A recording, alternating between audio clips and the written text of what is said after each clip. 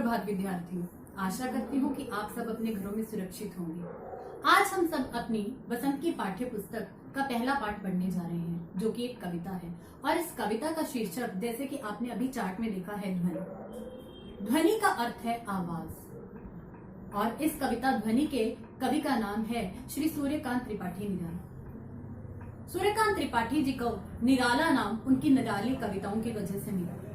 निराला जी को प्रकृति का कवि भी कहा जाता है। वे प्रकृति को अपने व्यक्तिगत जीवन की तरह ही देखते थे।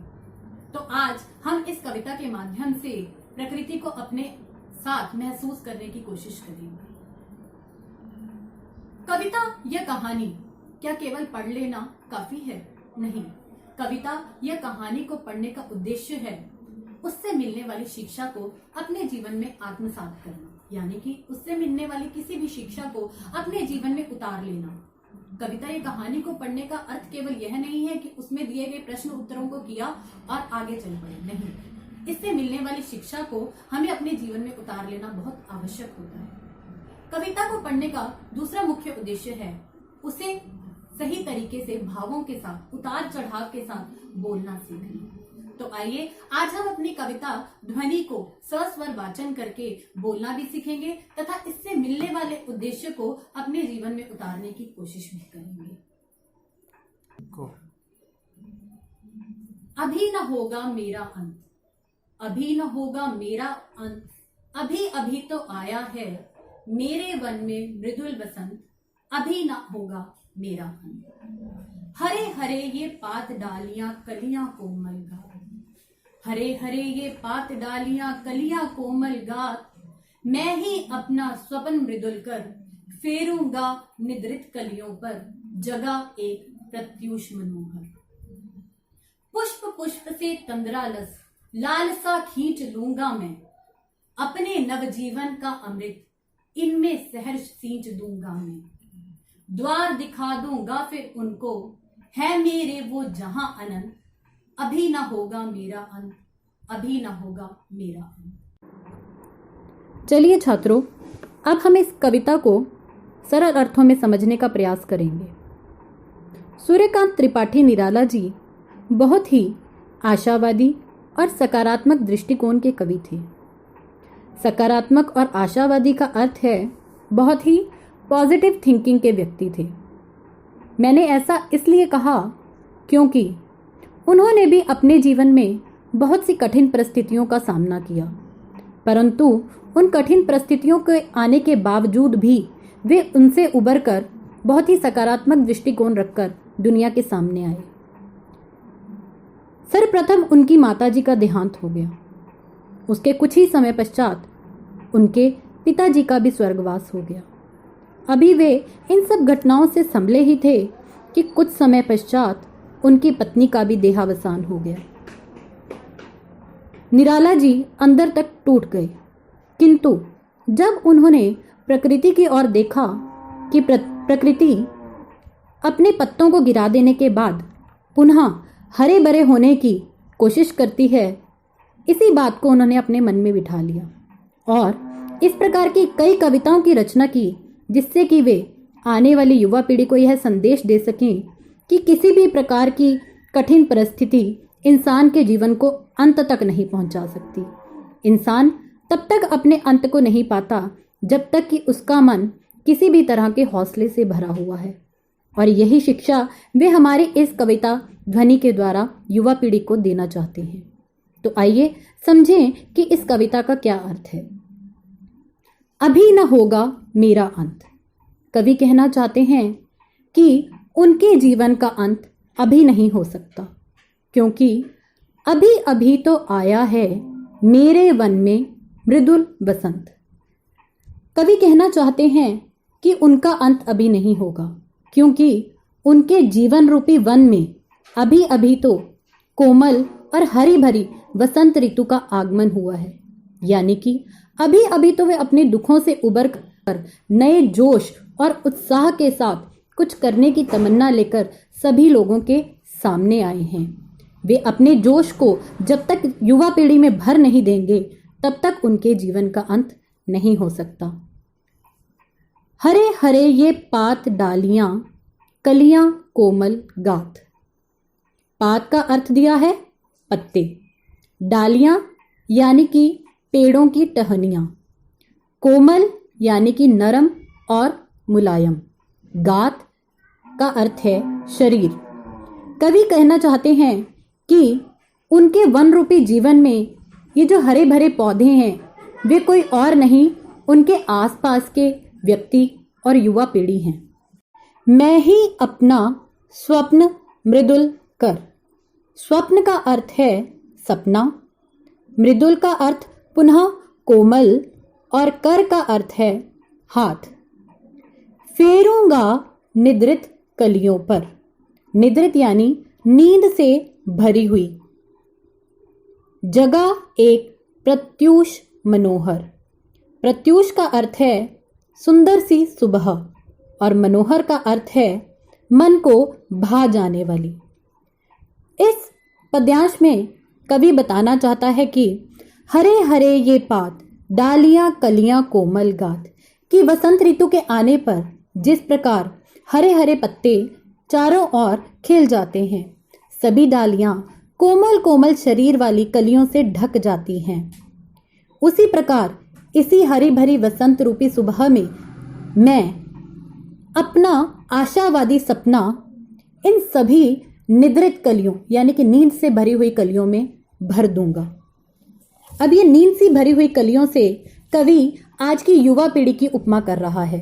आज की युवा पीढ़ी जो थोड़ी सी निराशा के भी बाद बहुत जल्दी आलस से भर जाती है, बहुत जल्दी निराशा से भर जाती है, उन्हीं युवा पीढ़ी को कवि कोमल कोमल कलियों की उपमा दे रहा है। कवि कहता है कि मैं अपने आशावादी सपने को इस नई युवा पीढ़ी में भर दूंगा और एक ऐसी सुंदर मन को भा जाने वाली सुबह बनाऊंगा या सुबह का उजागर करूंगा, जिससे कि सारी युवा पीढ़ी उससे प्रोत्साहित होकर काम के लिए आगे बढ़े, ना कि छोटी सी निराशा से हार कर घर में बैठ जाए। पुष्प पुष्प से तंद्रालस लालसा खींच लूंगा मैं। पुष्प का अर्थ है फूल। तंद्रालस, तंद्रालस शब्द तंद्रा जमा आलस दो शब्दों से मिलकर बना है, जिसका की अर्थ है तंद्रा का अर्थ है नींद और आलस का अर्थ है अलसाया हुआ, यानी कि नींद से अलसाया हुआ। लालसा कुछ पाने की इच्छा।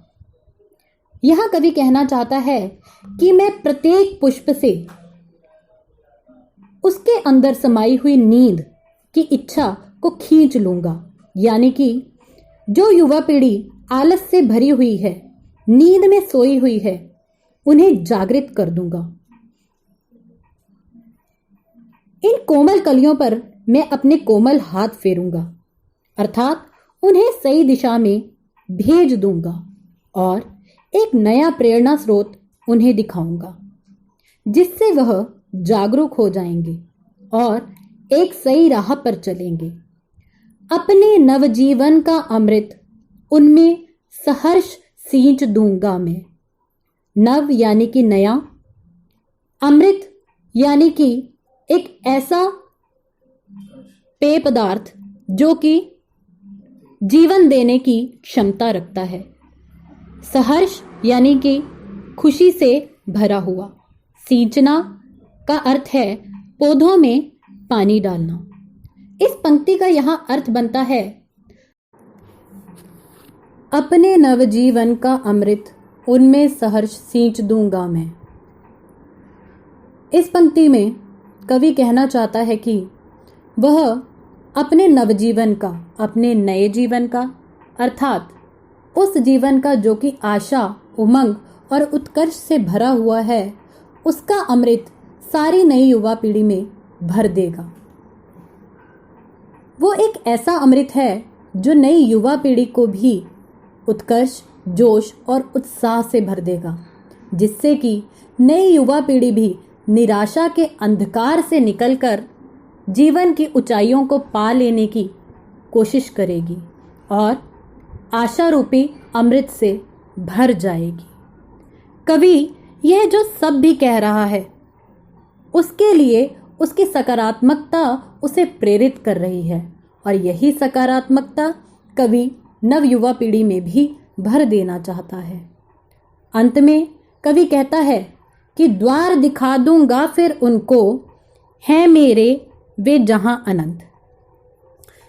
इन पंक्तियों के द्वारा कवि युवा पीढ़ी को उस द्वार के दर्शन कराना चाहता है जो कि अनंत है, यानी कि कवि युवा पीढ़ी को वह मार्ग दिखाना चाहता है जो कि केवल और केवल जीवन की ऊंचाइयों को पा सकता है, जिसका कि कोई अंत नहीं है, और वह मार्ग है सकारात्मकता का मार्ग।